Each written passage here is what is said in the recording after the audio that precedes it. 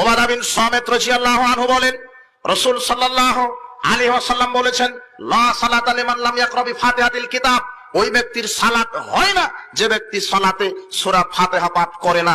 সালাত লা সালাতা, তার সালাত নেই।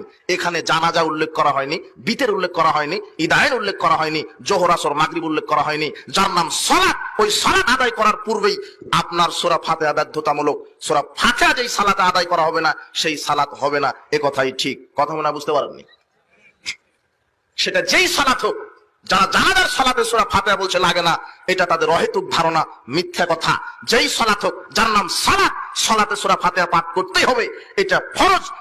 সূরা ফাতিহা ছাড়া সালাত কবুল হবে না। যে কোনো মূল্যে সূরা ফাতিহা তেলাওয়াত করতে হবে। কোনো এখানে তর্ক যুক্তি দলিল, এখানে রাসূল সাল্লাল্লাহু আলাইহি ওয়াসাল্লাম বলছেন, বুখারীর হাদিস, যে লা সালাতা লিমান লাম ইয়াকরা বিফাতিহাতিল কিতাব, ওর সালাতই নাই যে সূরা ফাতিহা পড়ে না। জানাজার সুন্নাত 5টি। 1, জামাতবদ্ধভাবে সালাত আদায় করা। 2, কমপক্ষে 3 কাতার।